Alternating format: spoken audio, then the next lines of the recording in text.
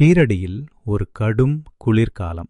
பாபா மசூதியில் அமர்ந்து புனித நெருப்பு வளர்த்து கொண்டிருந்தார். அப்போது ஒரு ஏழை பக்தர் கிழிந்த ஆடைகளுடன் நடுங்கிக் கொண்டு பாபாவிடம் வந்து, பாபா, எனக்கு மிகவும் குளிர்கிறது, ஏதாவது போர்வை இருந்தால் கொடுங்கள் என்று வேண்டினார். பாபா புன்னகைத்துவிட்டு அவரிடம் எதுவும் தராமல் மசூதியின் வாசலில் ஒரு நாய் பசியால் வாடுவதைக் காட்டி, அதற்கு முதலில் உணவு கொடு என்றார். அந்த பக்தருக்கு ஒன்றும் புரியவில்லை.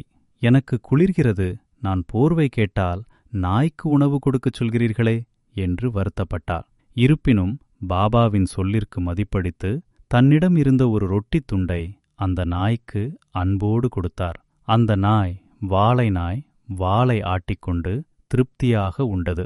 அடுத்த நிமிடம் அந்த பக்தரின் உடலில் ஒரு விசித்திரமான கதகதப்பு பரவியது. ஆச்சரியமடைந்த அந்த பக்தரை பார்த்து பாபா சொன்னார், யார் ஒருவன் மற்ற உயிர்களிடம் அன்பு காட்டுகிறானோ அந்த அன்பே அவனுக்கு பாதுகாப்பான போர்வையாக மாறிவிடும். நீ அந்த நாய்க்குச் செய்த உதவியும் அதன் மீது காட்டிய அன்பும் இப்போது உன்னைச் சுற்றியுள்ள குளிரை விரட்டி ஒரு கவசமாக உன்னை காக்கிறது. தன் தவறை உணர்ந்த அந்த பக்தர் பாபாவின் காலில் விழுந்து வணங்கினார். அன்பே அரண் என்ற உண்மையை அவர் உணர்ந்தார்.